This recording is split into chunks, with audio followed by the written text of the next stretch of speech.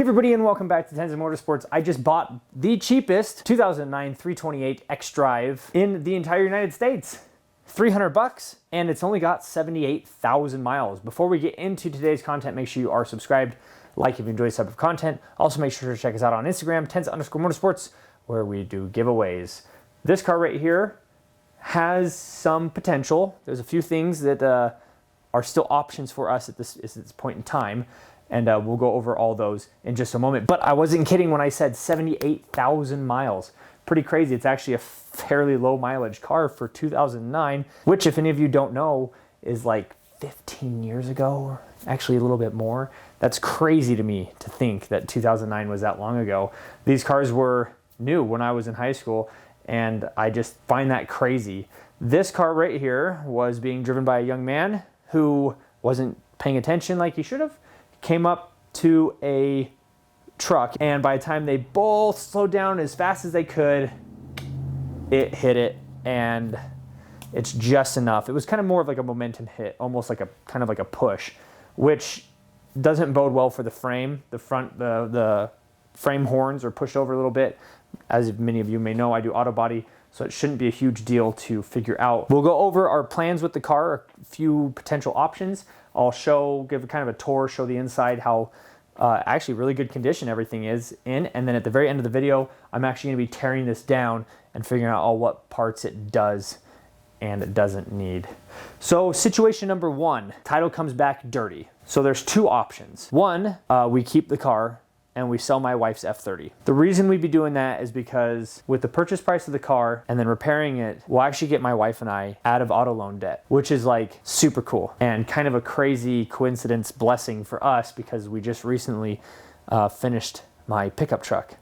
So my wife's F30, the white one you see on the channel, that's the only vehicle we owe any money on. Now we don't owe a ton of money. I think we only owe like 8 grand. So it's not like it's anything crazy, but if we were to do this car, be out of auto loans completely, which would be really cool. The other option would be to take off all this stuff in the front and take it up to the dirt track that you've seen on the channel before. That's actually my cousin's dirt track, and just have a track dedicated car. That would be kind of cool. It's all-wheel drive, so it'd be really good on the dirt. I am not as big of a fan of that idea just because of the automatic, but it would be way cool to be up there, and it would still be loads of fun. And then when we finally beat up the car and smash it up the rest of the way, you know, we cut the cats off, take the wheels and tires off of it, and then scrap the rest of the car, get basically all of our 300 and something bucks back. Because as of right now, if we wanted to do that, if I wanted to take it up to the track and just leave it up there, you're $300 for the car and $100 for a radiator, because that's the only thing that it would need to have to run up there. And you'd be in at $400.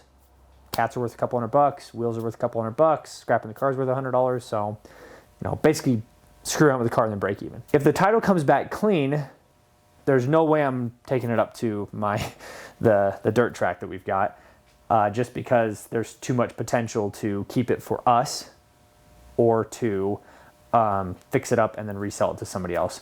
If I fix it up, resold it, I could probably make about $4,000 on the car.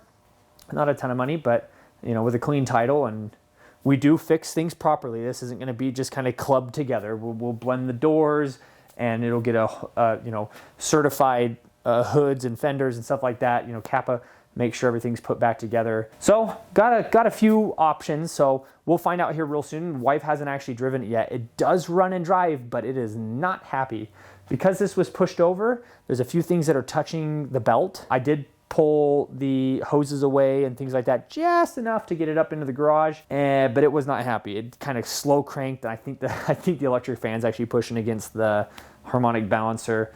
But again, we're gonna get all that taken off later in today's video. Let's go over the inside real quick. It's kind of crazy how clean it is inside there. I'm hoping this hits a little closer to home for everybody that's watching, because not everybody wants to build a race car. Some people just want to, you know, oh, I'm just working on my car and I want to, you know, put new parts on it, or, you know, if we keep it, we'll probably do some different headlights.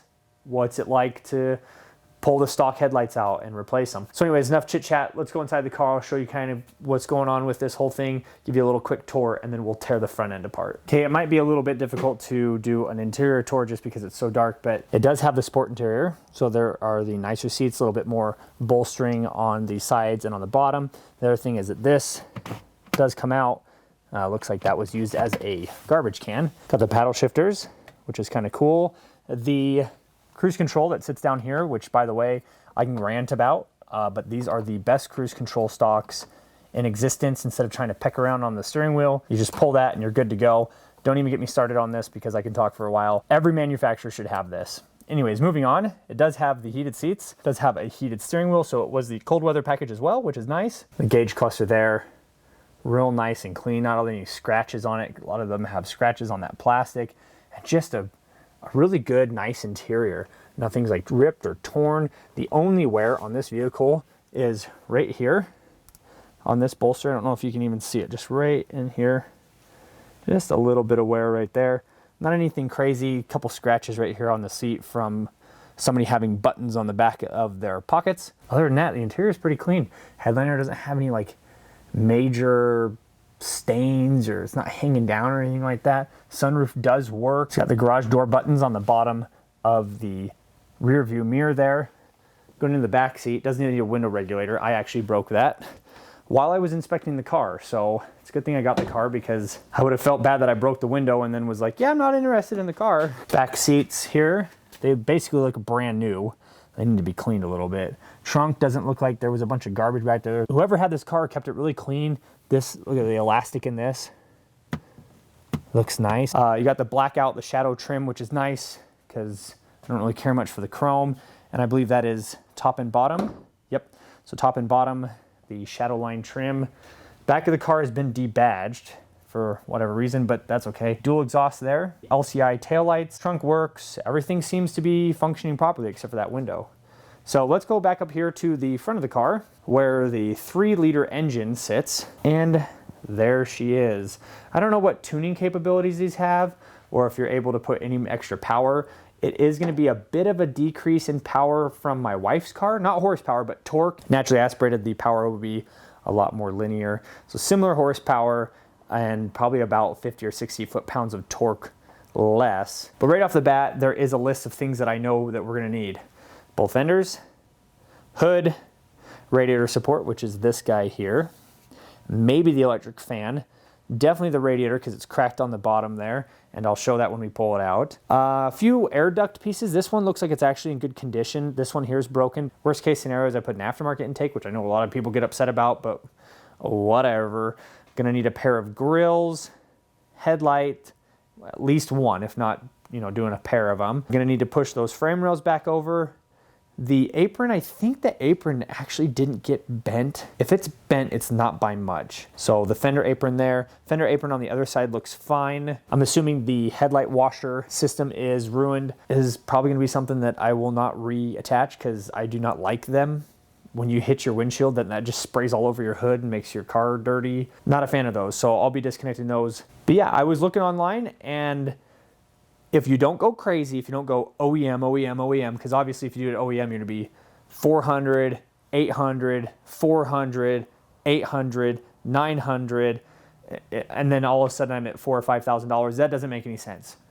But a mixture of a few parts on Amazon. The radiator support doesn't need to be anything crazy.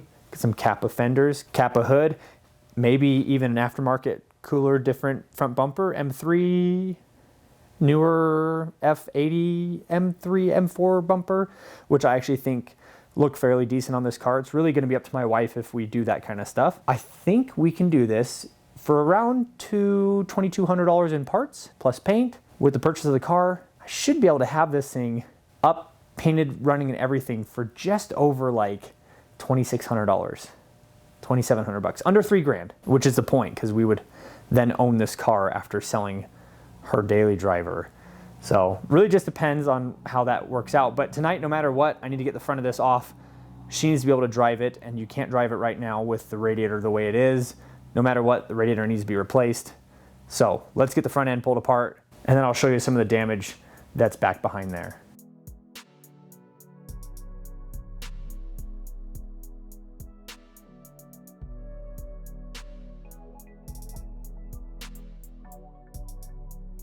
All right, here we are about 45 minutes after my GoPro turned off without letting me know Again, I don't know why my GoPro keeps doing that, but really all that we missed was I jacked the car up, got the wheels off, and then I pulled the fender liners, and then I pulled the electric fan, middle skid plate. So didn't miss too much stuff. Anyways, this kind of gives you a better view of what's going on here so you can see how far over this got pushed. This is probably gonna have to be replaced. We can weld. We are certified to fix this kind of stuff. I don't mind fixing, but when it comes to the frame and stuff like that, I have a hard time not just replacing it. This looks more aggressive than it is, but most of the bend is up in here. Electric fan came out. Surprisingly, the electric fan actually wasn't damaged. It still is in good condition, so I'm happy about that because that just saves you another $100. The radiator, like I said, I believe this is my power steering cooler here. That's in good condition. It did tweak the line back here. It's just out of sight there, but it kind of tweaked the line, but it's holding pressure. So I'm gonna need to replace this anyways. That's a filter. So oftentimes you'll see these looking like this. If they look like that, just replace them. This filter plus the 2 lines that go down, I don't know, 25 to 50 bucks. It's not worth it. Don't let your power steering go bad because you were too cheap to replace that. These are hundreds of dollars. These are tens of dollars. So keep up on that kind of stuff. Other than that, I've been like, you can't see me right now behind the camera, but I have the biggest smile on my face because there was so much back behind here that I thought I was going to find much more things that were broken. And honestly, my list has only gone up a couple parts. This piece right here is an air duct that is separate than the radiator support. Yeah, just a few things here and there. I wrote them down as I was pulling it apart. But overall, it seems to be almost exactly what I was thinking. So at this point, because I don't have that fan shoved up into the engine, my wife can drive this. We can't drive it super far because the coolant's not in there, the radiator's bad. But if she wants to go take it around the corner or down the street real quick, she can kind of get an idea of what it feels like and see if she likes the car. Be really careful when you're buying this kind of stuff because this right here, that kind of damage on a lot of people's projects can actually ruin, the odds of being able to fix it. If this had gotten just hit like right here and it took out your, all your ducting, your condenser, your radiator, your fan, shoved a bunch of stuff in here, even cracked some of this stuff without cracking the block, you'd be in better condition to fix that kind of stuff than to have frame damage, but where we deal with this all the time. So anyways, tell me what you think. Was this a big mistake? Looking at it on camera, it looks absolutely awful, but this will be an awesome car. I really like the color of it, and it's just, if we can get out of debt by using this car, that'd be fantastic. And worst case scenario, the absolute worst case scenario is that title comes back and it's got a salvage title and it's not worth fixing and my wife doesn't want it. We'll go take it up to my cousin's place, do some Bajan, all-wheel drive, do some dirt track with it. And then when we finally kill it up there, we'll start gutting things out of it for parts and see if we can't make our $300 or $400 back. Thanks everybody so much for watching. We will see you in the next video. Keep an eye out for this project. If you're interested in this one, there will be a playlist. E90 wreck rebuild, something similar to that. This is my first E90. I've never owned one of these cars before. I've been in them, driven them, but I've never actually owned one. Thanks again so much for watching. We'll see everybody in the next video.